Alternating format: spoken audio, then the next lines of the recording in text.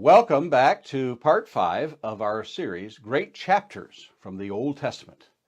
This series is a compilation of a previous collection of daily devotionals that combine the Old Testament and New Testament chapters.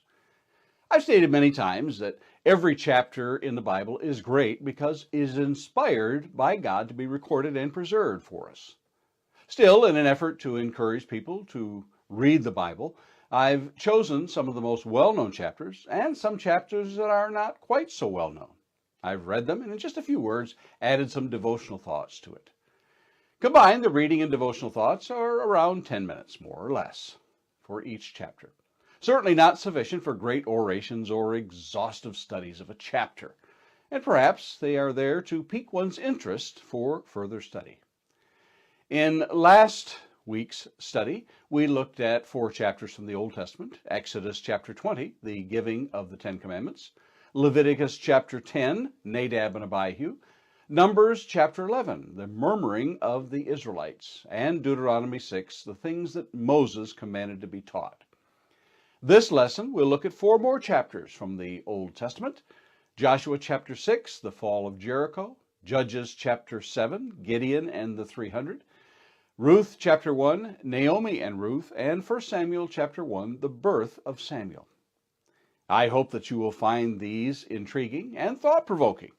These the chapters from the greatest book ever compiled, the Holy Bible. Now, let's get started.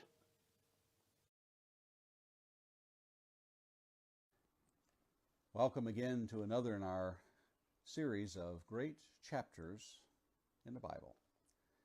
Our chapter today comes from the Old Testament book of Joshua. Joshua chapter 6, the fall of Jericho. We'll begin reading in verse 1.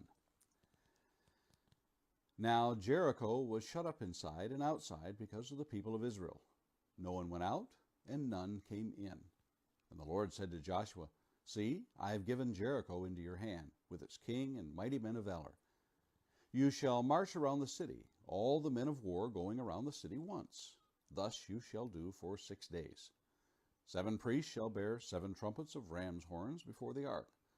On the 7th day you shall march around the city 7 times, and the priests shall blow the trumpets. And when they made a long blast with the ram's horn, when you hear the sound of the trumpet, then all the people shall shout with a great shout, and the wall of the city will fall down flat, and the people will go up, every one straight before him. So Joshua the son of Nun called the priests and said to them, Take up the ark of the covenant, and let 7 priests bear 7 trumpets of ram's horns before the ark of the Lord. And he said to the people, Go forward, march around the city, and let the armed men pass on before the ark of the Lord.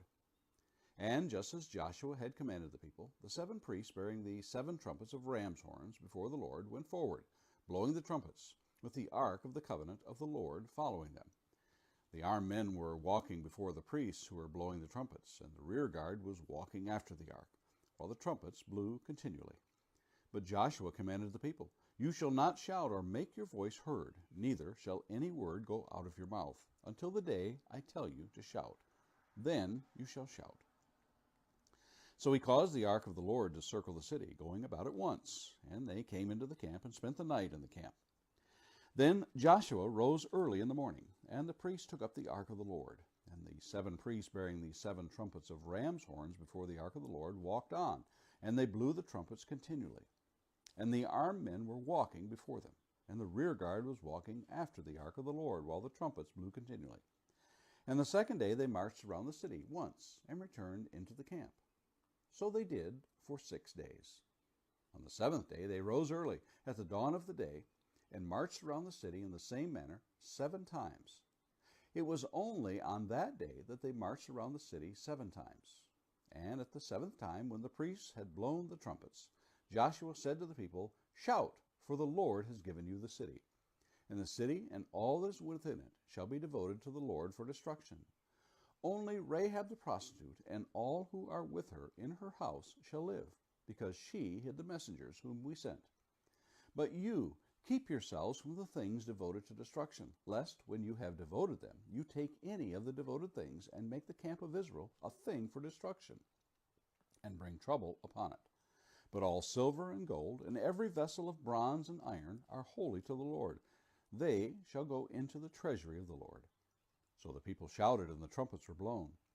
As soon as the people heard the sound of the trumpet, the people shouted a great shout, and the wall fell down flat, so that the people went up into the city, every man straight before him, and they captured the city. Then they devoted all in the city to destruction, both men and women, young and old, oxen, sheep, and donkeys, with the edge of the sword. But to the 2 men who had spied out the land, Joshua said, "Go into the prostitute's house and bring out from there the woman and all who belong to her, as you swore to her."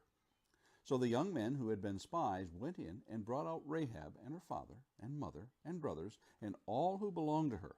And they brought out all her relatives and put them outside the camp of Israel. And they burned the city with fire and everything in it. Only the silver and gold and the vessels of bronze and of iron they put into the treasury of the house of the Lord. But Rahab the prostitute and her father's household and all who belonged to her, Joshua saved alive, and she has lived in Israel to this day, because she hid the messengers whom Joshua sent to spy out Jericho. Joshua laid an oath on them at that time, saying, "Cursed be for the Lord be the man who rises up and rebuilds the city Jericho. At the cost of his firstborn shall he lay its foundation, and at the cost of his youngest son shall he set up its gates." So the Lord was with Joshua, and his fame was in all the land.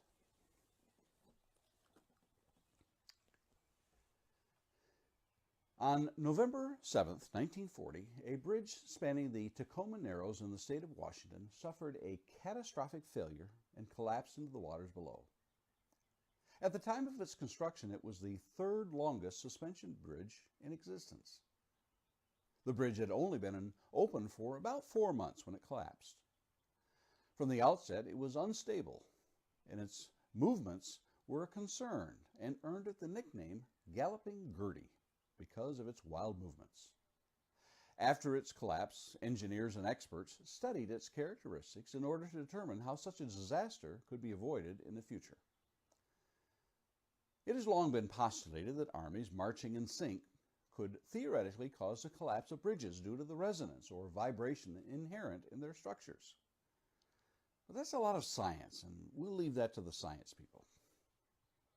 In the book of Joshua, we have come to the fall of Jericho. Literally, that is what happened. There must be a scientific explanation. And some have speculated that it was the marching of the people in cadence around the city that weakened the walls, and then the shouting that caused a resonance and thus a collapse.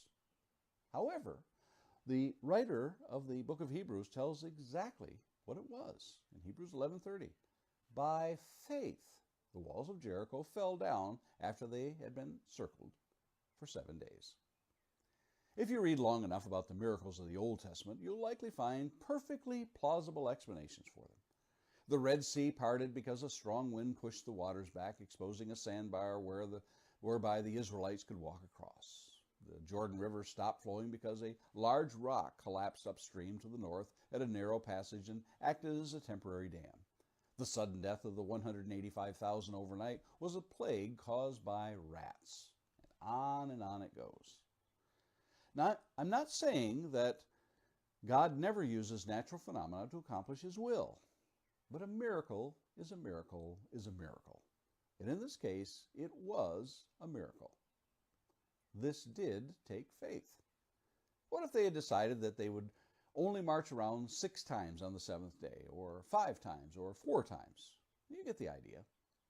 What if the people decided they would just hang back and let the priest do all the walking?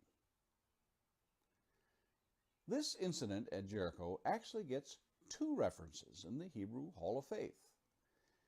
We also read in Hebrews 11:31, by faith Rahab the prostitute did not perish with those who were disobedient, because she had given a friendly welcome to the spies. She was preserved in this catastrophe precisely because of her faith. Do some further reading and you discover that not only did she survive the fall of Jericho, but she became part of the lineage of Christ. Matthew chapter 1 and verse 5 in the genealogy of Jesus, and Salmon the father of Boaz by Rahab, and Boaz the father of Obed by Ruth, and Obed the father of Jesse. In fact, within 4 verses we have 4 women of extraordinary character in the lineage of the Messiah. Tamar, Rahab, Ruth, and the wife of Uriah, whom we know to be as Bathsheba. When all is done, as pertains to the looting of Jericho, it is then that Joshua lays a curse upon Jericho. We read in verse 26, Joshua laid an oath on them at that time, saying, Cursed before the Lord be the man who rises up and rebuilds the city Jericho. At the cost of his firstborn shall he lay its foundation, and at the cost of his youngest son shall he set up its gates. For the next several hundred years, this curse was taken seriously, for no one dared rebuild until the days of Ahab, the king of the northern kingdom, where we read in 1 Kings 16:34. In his days, Hiel of Bethel built Jericho. He laid its foundation at the cost of Abiram, his firstborn, and set up its gates at the cost of his youngest son, Segub, according to the word of the Lord, which he spoke by Joshua the son of Nun. Most scholars and commentators put this event at every bit of 500 years after the event of the fall of Jericho. There is, however, one more unseen event that shall come to light after this chapter that will greatly affect all of Israel. Prominently among the verses of chapter 6 is the warning in verses 18 and 19. But you keep yourselves from the things devoted to destruction, lest when you have devoted them, you take any of the devoted things and make the camp of Israel a thing for destruction and bring trouble upon it.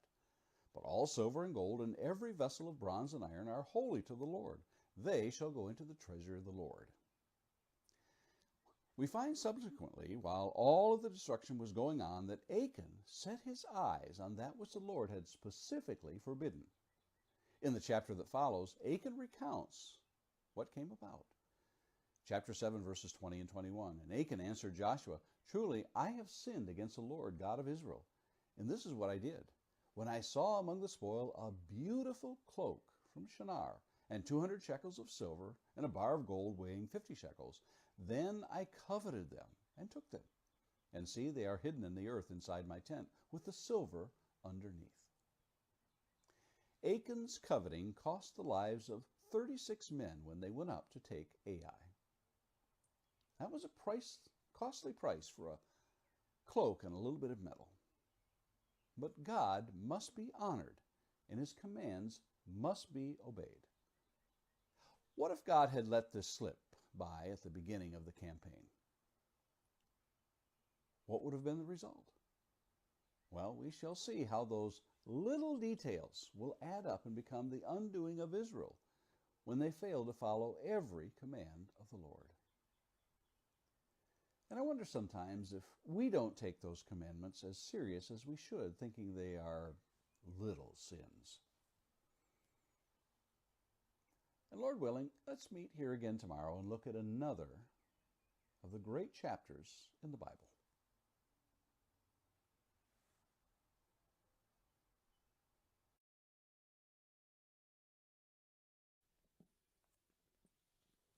Welcome back to another in our series of the great chapters in the Bible.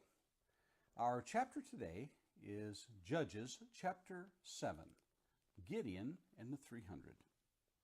Beginning in verse 1, Then Jerubbaal, that is Gideon, and all the people who were with him rose early and encamped beside the spring of Harod. And the camp of Midian was north of them by the hill of Moreh in the valley. The Lord said to Gideon, The people with you are too many for me to give the Midianites into their hand, lest Israel boast over me, saying, My own hand has saved me. Now therefore proclaim in the ears of the people, saying, Whoever is fearful and trembling, let him return home and hurry away from Mount Gilead. Then 22,000 of the people returned, and 10,000 remained. And the Lord said to Gideon, The people are still too many. Take them down to the water, and I will test them for you there. And any one of whom I say to you, This one shall go with you, shall go with you. And any one of whom I say to you, This one shall not go with you, shall not go. So he brought the people down to the water. And the Lord said to Gideon, Everyone who laps the water with his tongue, as a dog laps, you shall set by himself. Likewise, everyone who kneels down to drink. And the number of those who lapped, putting their hands to their mouth, was 300 men. But all the rest of the people knelt down to drink water. And the Lord said to Gideon, With the 300 men who lapped, I will save you and give the Midianites into your hand, and let all the others go, every man to his home. So the people took provisions in their hands and their trumpets, and he sent all the rest of Israel, every man to his tent, but retained the 300 men. And the camp of Midian was below him in the valley. That same night the Lord said to him, Arise, go down against the camp, for I have given it into your hand. But if you are afraid to go down to the camp with Purah, your servant, and you shall hear what they say, and afterward your hand shall be strengthened to go down against the camp. Then he went down with Purah his servant to the outpost of the armed men who were in the camp. And the Midianites and the Amalekites and all the people of the east lay along the valley like locusts in abundance, and their camel were without number, as the sand that is on the seashore in abundance. When Gideon came, behold, a man was telling a dream to his comrade. And he said, Behold, I dreamed a dream, and behold, a cake of barley bread tumbled into the camp of Midian, and came to the tent and struck it, so that it fell and turned it upside down. And so the tent lay flat. And his comrade answered, This is no other than the sword of Gideon the son of Joash, a man of Israel. God has given into his hand Midian and all the camp. As soon as Gideon heard the telling of the dream and its interpretation, he worshipped. And he returned to the camp of Israel and said, Arise, for the Lord has given the host of Midian into your hand. And he divided the 300 men, into 3 companies, and put trumpets into their hands of all them, and empty jars, with torches inside the jars. And he said to them, Look at me, and do likewise. When I come to the outskirts of the camp, do as I do. When I blow the trumpet, I and all who are with me, then blow the trumpets also on every side for all the camp, and shout, For the Lord and for Gideon. So Gideon and the 100 men who were with him came to the outskirts of the camp at the beginning of the middle watch, when they had just set the watch. And they blew the trumpets and smashed the jars that were in their hands. Then the 3 companies blew the trumpets and broke the jars. They held in their left hands the torches, and in their right hands the trumpets to blow. And they cried out, A sword for the Lord and for Gideon. Every man stood in his place around the camp, and all the army ran. They cried out and fled. When they blew the 300 trumpets, the Lord set every man's sword against his comrade and against all the army.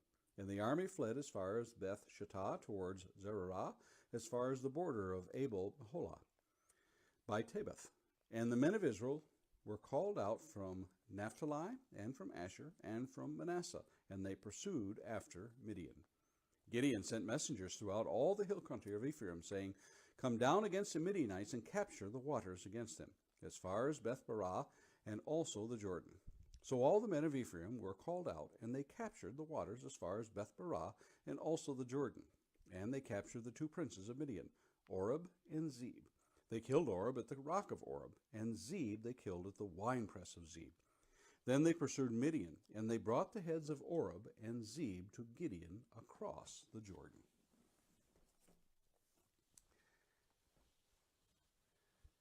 A little over 600 years ago, in 1415, the Battle of Agincourt was fought on St. Crispin's Day in Calais, France. Outnumbered highly by some counts, 5-1, the English troops under Henry V won an overwhelming victory over the French. The battle is told by Shakespeare in his play Henry V, and the speech of the king gave to rally the troops before that fateful day is immortalized on film by Laurence Olivier in the 1947 film, and again by Kenneth Branagh in the 1984 remake of Henry V. Many have spoke of those words written by Shakespeare, who creatively wrote what he imagined that speech to be. Among the words are, This story shall a good man teach his son, and Crispin Crispian shall ne'er go by from this day to the ending of the world. But we in it shall be remembered, we few, we happy few, we band of brothers. Many battles have been waged against overwhelming odds and are remembered for the courage of those who fought valiantly. Many such battles are recorded in the pages of the Bible. In our chapter today, we look at one of the most recognizable of those victory against overwhelming odds battles, that of Gideon. Once again, we find another of our leading characters from our great chapters included in Hebrews chapter 11's Hall of Faith, as we read in Hebrews 11:32 through 34. And what more shall I say? For time would fail me to tell of Gideon, Barak, Samson, Jephthah, of David and Samuel and the prophets, who through faith conquered kingdoms, enforced justice, obtained promises, stopped the mouth of lions, quenched the power of fire, escaped the edge of the sword, were made strong out of weakness, became mighty in war, put foreign armies to flight. Some perspective of this event is given in chapter 6, beginning in verse 1 of that chapter. The people of Israel did what was evil in the sight of the Lord, and the Lord gave them into the hand of Midian 7 years. This unlikely leader doubts his ability when the angel of the Lord tells him he is to lead Israel. In verses 14 and 15 of Judges 6, and the Lord turned to him and said, Go in this might of yours and save Israel from the hand of Midian. Do not I send you? And he said to him, Please, Lord, how can I save Israel? Behold, my clan is the weakest in Manasseh, and I am the least of my father's house. Gideon is not easily convinced, and after several signs from the Lord, he finally goes forth with his army. And that's where our chapter begins. Gideon takes a formidable army of 32,000 men and is told, There's too many by the Lord. Imagine that you are Gideon and have been told to lead an army against the enemy and find out your army is too big. You'll not likely hear that from a field general to proclaim, I've got too many men. Over 2/3 of the men return home because they are fearful and trembling.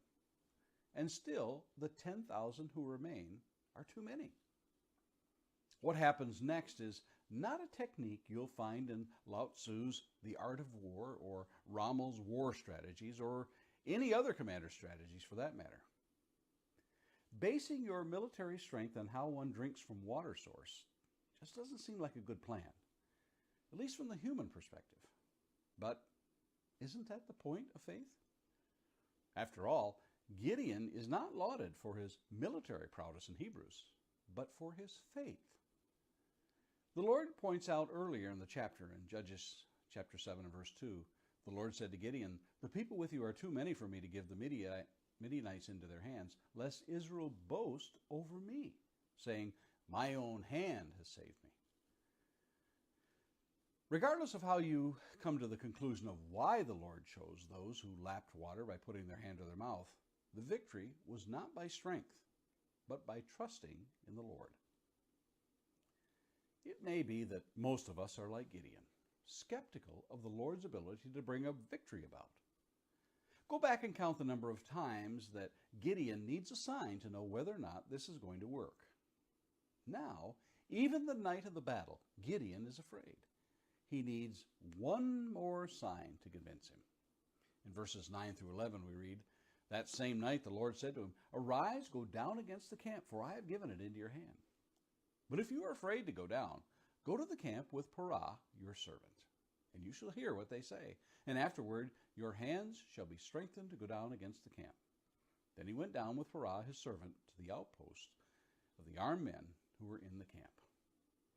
Notice Gideon needs to go down. To me, perhaps the most amazing part, and there's many amazing aspects of this account, is what those 300 that neither shot an arrow, drew a sword, or slung a stone in the initial fighting. In verses 20 through 21 we read, Then the 3 companies blew the trumpets and broke the jars. They held in their left hands the torches, and in their right hands the trumpets to blow. And they cried out, A sword for the Lord and Gideon. Every man stood in his place around the camp, and all the army ran. They cried out and fled. Come to think of it, I can recall another such command to simply stand and the victory is ours. For Paul said in Ephesians chapter 6 and verses 10 through 11, Finally, be strong in the Lord and in the strength of his might. Put on the whole armor of God that you may be able to stand against the schemes of the devil. That overwhelming army that we must stand against is encamped around us constantly. In verses 12 and 13 of Ephesians 6 we read, For we do not wrestle against flesh and blood, but against the rulers, against the authorities, against the cosmic powers in heavenly places. Therefore, take up the whole armor of God, that you may be able to withstand in the evil day, and having done all, to stand firm. That's our strategy? Stand firm? Well, that's what James tells us in James chapter 4 and verse 7. Submit yourselves, therefore, to God. Resist the devil, and he will flee from you. Sounds a lot like what Gideon and his army did. They submitted to God and stood while the army fled. Does standing your ground sound like a winning strategy today? Well, my band of brothers and sisters, let's try it and see. And Lord willing, let's meet here again tomorrow and look at another of the great chapters of the Bible.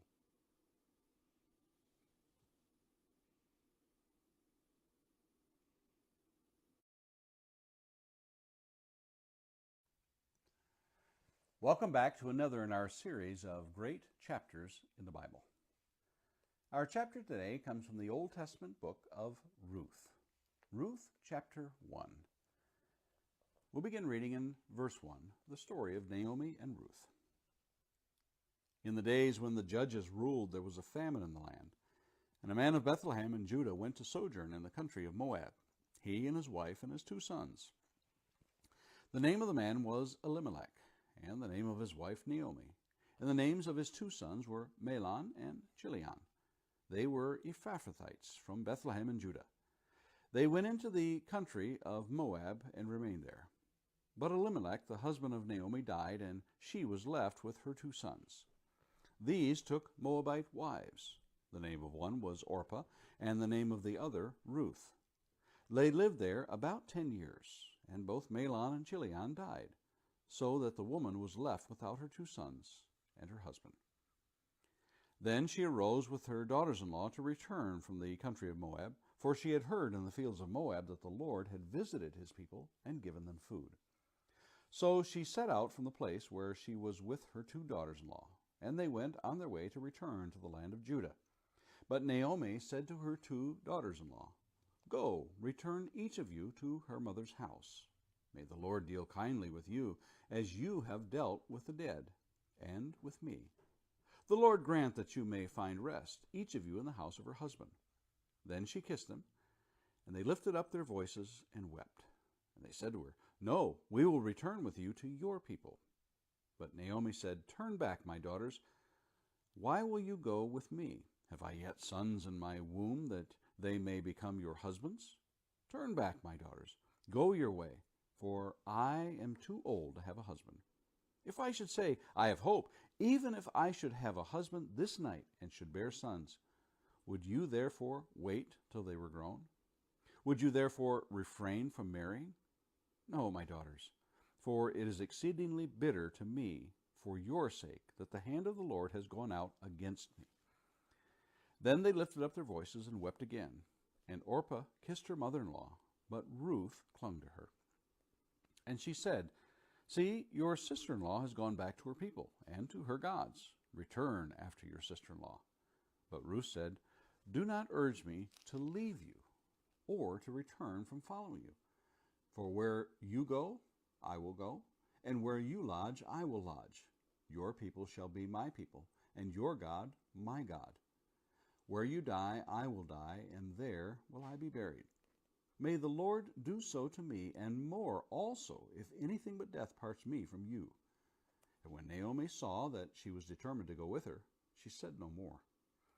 So the 2 of them went on until they came to Bethlehem. And when they came to Bethlehem, the whole town was stirred because of them. And the women said, "Is this Naomi?" She said to them, "Do not call me Naomi. Call me Mara, for the Almighty has dealt very bitterly with me. I went away full, and the Lord has brought me back empty. Why call me Naomi, when the Lord has testified against me, and the Almighty has brought calamity upon me?" So Naomi returned, and Ruth the Moabite, her daughter-in-law, with her, who returned from the country of Moab, as they came to Bethlehem at the beginning of the barley harvest.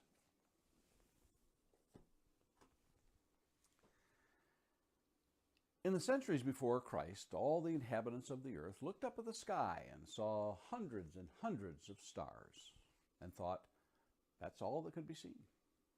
With the slow development of the curved glass over the centuries leading up to the 1600s, it was possible to see even more, with men like Lippershey, Galileo, Kepler, and Huygens utilizing the new technology they discovered. Far more stars than ever were thought could be seen.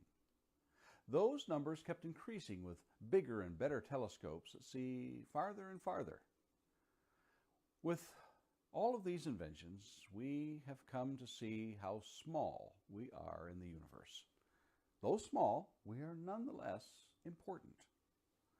Somehow, seeing further and further has allowed us to get a grasp on how big the universe is, and yet how intricate every detail is in the makeup of the vastness. Even in our own solar system, before some planets and moons were discovered, it was the minute tug of gravity that revealed their presence. I don't pretend to understand how all this works together, but somehow it does, and there are those who can comprehend these celestial workings.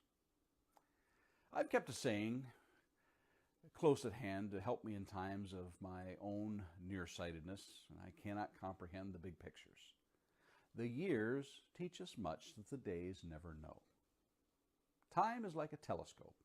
It allows us to look further back at the unsurety of youth with the wisdom of age. Much I still try to sort out, and like the distant galaxies, I just have to leave it to those who peer through the polished optics to understand it all.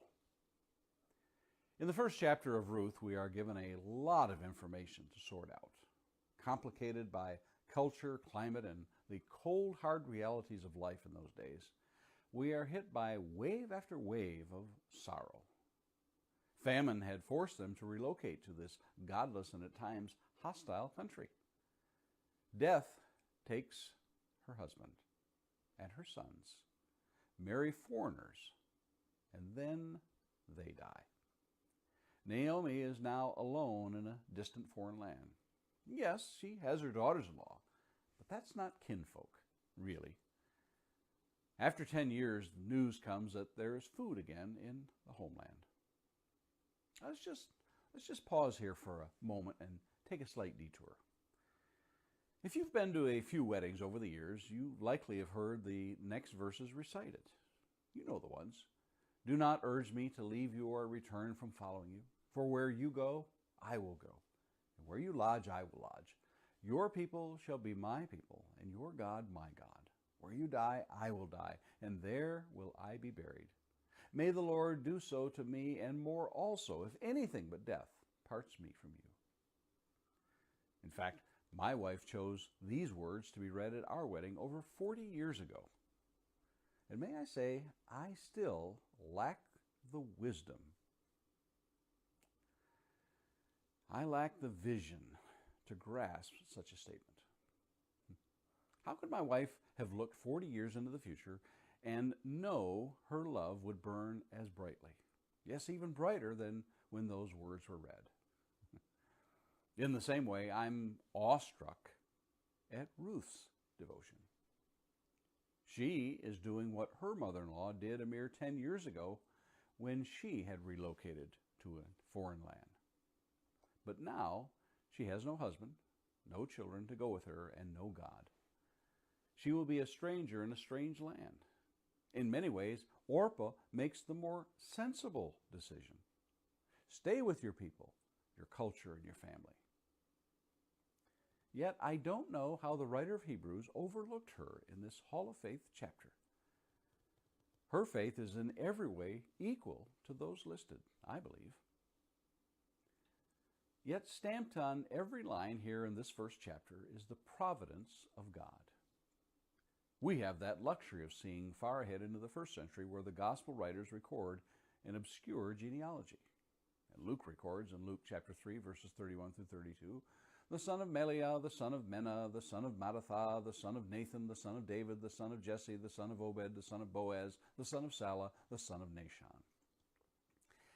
But the Gospel of Matthew lays it wide open for us to see in Matthew chapter 1, verses 3 through 6. And Judah the father of Perez, Zerah by Tamar, and Perez the father of Hezron, Hezron the father of Ram, and Ram the father of Amminadab, and Amminadab the father of Nahshon, and Nahshon the father of Salmon, and Salmon the father of Boaz by Rahab, and Boaz the father of Obed by Ruth, and Obed the father of Jesse, and Jesse the father of David the king, and David was the father of Solomon by the wife of Uriah. Now watch closely as we fast forward for a moment in Ruth and see what our writer records for us in the last chapter of Ruth, chapter 4, verses 18 through 22. Now these are the generations of Perez. Perez fathered Hezron, Hezron fathered Ram, Ram fathered Abinadab, Abinadab fathered Nahshon, Nahshon fathered Salmon, Salmon fathered Boaz, Boaz fathered Obed, Obed fathered Jesse, and Jesse fathered David. They line up perfectly. But how could that writer have known this 1,000 years before Jesus was born? But let's come back to our narrative. For Naomi must make her way back to her homeland, and with it, the sad tale of her misfortunes. She sees the days at hand and relates as much to those who greet her on the way. In chapter 1 verses 19 through 21, so the two of them went on until they came to Bethlehem. When they came to Bethlehem, the whole town was stirred because of them. And the women said, "Is this Naomi?" She said to them, "Do not call me Naomi, call me Mara, for the Almighty has dealt bitterly with me. I went away full, and the Lord has brought me back empty. Why call me Naomi, when the Lord has testified against me, and the Almighty has brought calamity upon me?" That name Mara she has chosen is the same name of the bitter water the Israelites encountered in the wilderness in Exodus 15, and the same term Job uses to describe the state of his life following the calamities that fell upon him. I would imagine you and I might feel the same were those misfortunes to befall us. It is no less significant to note that when they entered the town, that the reaction, although the words don't reveal this here, is one of an uproar. For that's what the word rightly means in Hebrew. It's the same word used in 1 Samuel chapter 4 and verse 5. As soon as the ark of the covenant of the Lord came into the camp, all Israel gave a mighty shout, so that the earth resounded. And in 1 Kings chapter 1 and verse 45, where it is translated, the city rang again. This lady who left with a family and a future returns impoverished, widowed, and without children, and this stuns her hometown. What is about to happen, you and I have the ability to see much clearer, having been separated by 3,000 years in the knowledge of the Savior. But an obscure and strange law is about to come into focus that was given hundreds of years before in a faraway place. The kinsman redeemer was a part of the law that was found in Leviticus 25. It provided for just such an occasion as we have that is about to unfold. We're left with one final sentence to set the stage for the unfolding story. In chapter 1 and verse 22. So Naomi returned, and Ruth the Moabite, her daughter-in-law, with her, who returned from the country of Moab. And they came to Bethlehem at the beginning of the barley harvest. It is in this harvest that the woven tapestry of God's providence begins to take on its form. I cannot fathom all that comes together here, even though I can look back in time and with the scriptures place all the pieces in the correct place. But I can, by faith, accept what Paul says concerning such events. You might recognize this in Romans 8:28. And we know that for those who love God, all things work together for good, for those who are called according to his purpose. Can you see it in the book of Ruth? Can you see it in your life? And Lord willing, let's meet here again tomorrow and look at another of the great chapters in the Bible.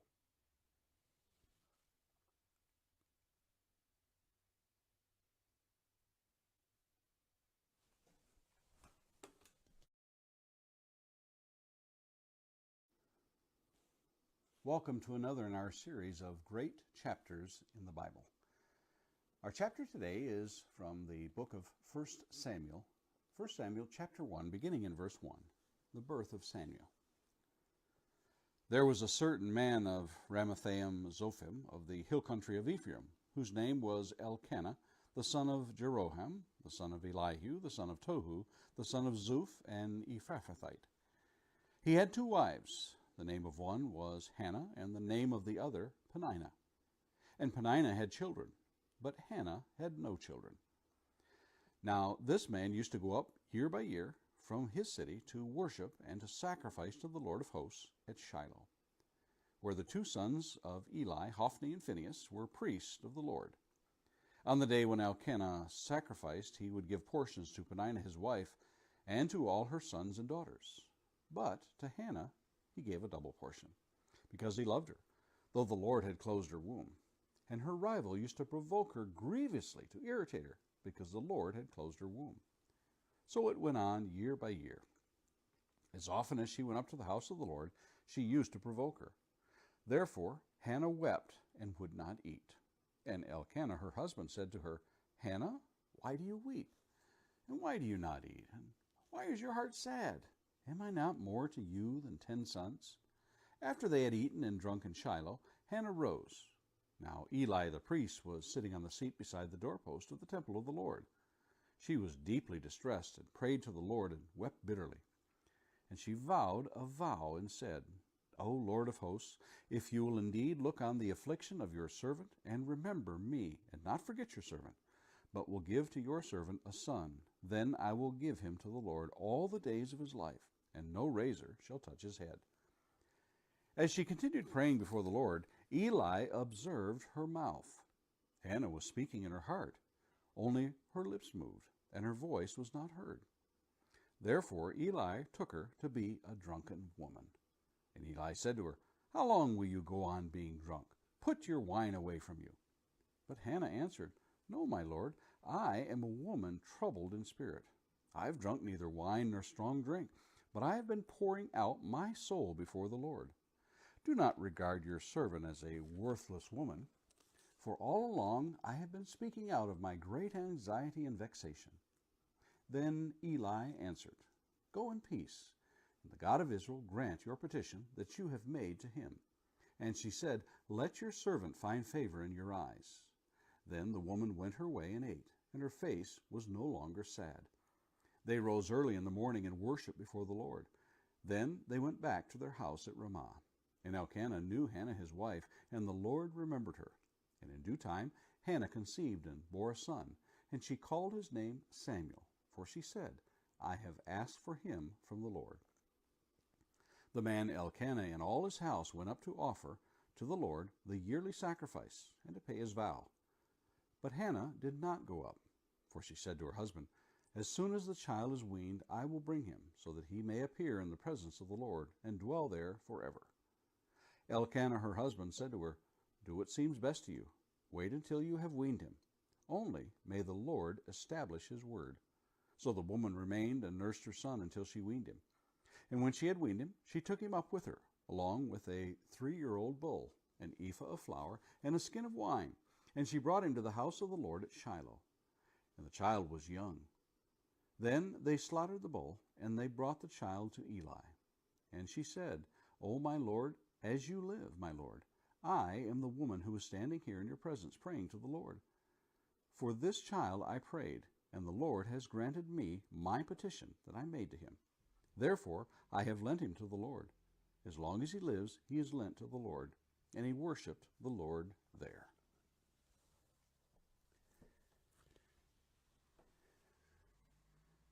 A man was put on the spot when he was asked about his wife's favorite flower.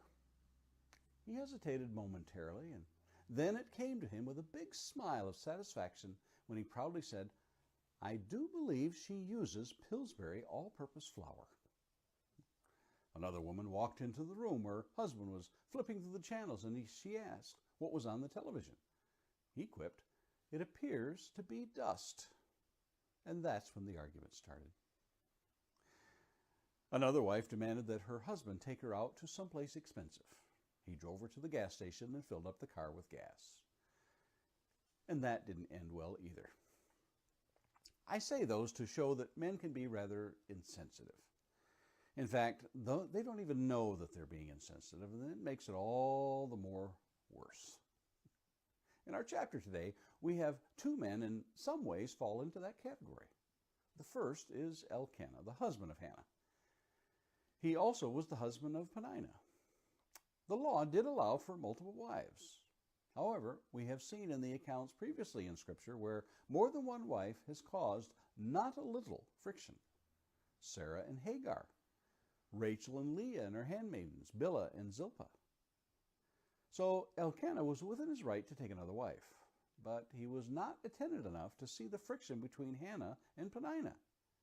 In typical fashion, he reacts, "Hannah, why do you weep? And why do you not eat? And why is your heart sad? Am I not more to you than 10 sons?" And then we have Eli, the priest of the Lord, at the tabernacle at Shiloh.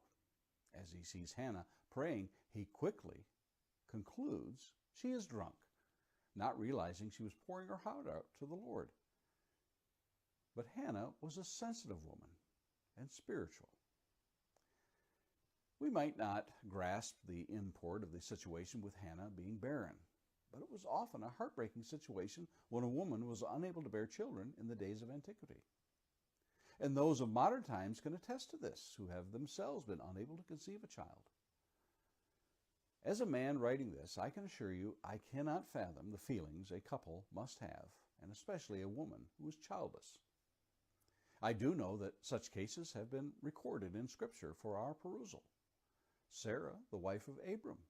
Rebekah was also unable to bear children until the Lord opened her womb. Rachel also.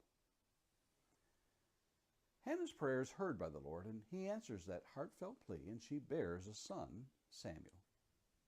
She has also made a vow to the Lord. Actually, two vows.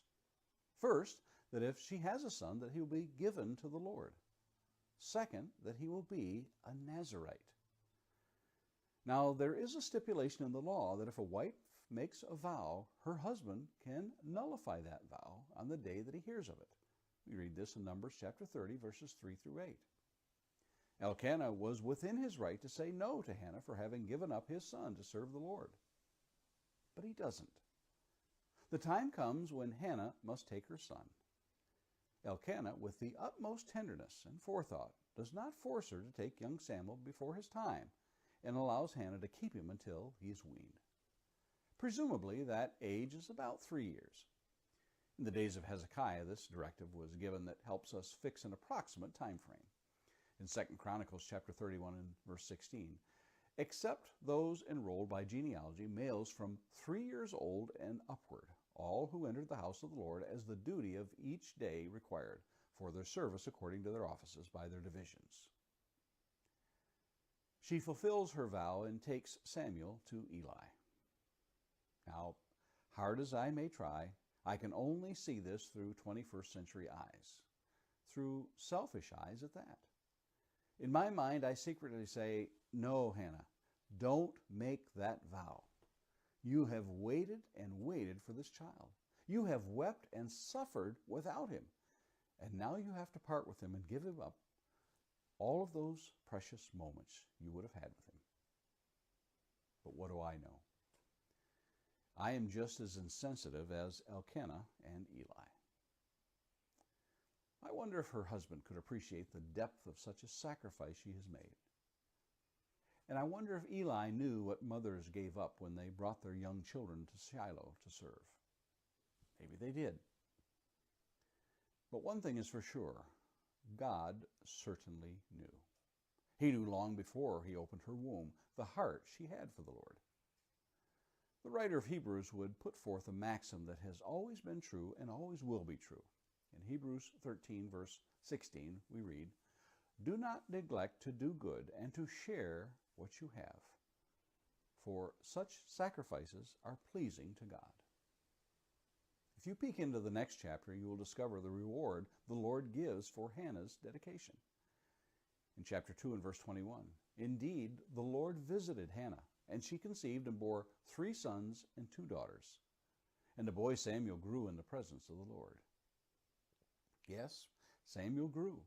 He grew into one of the greatest of all the prophets, so much so that the writer of Hebrews mentions him by name in Hebrews chapter 11, verse 32. And what more shall I say? For time will fail me to tell of Gideon and Barak and Samson and Jephthah, of David and Samuel and the prophets. And Peter would mention him among the prophets as well in Acts 3:24.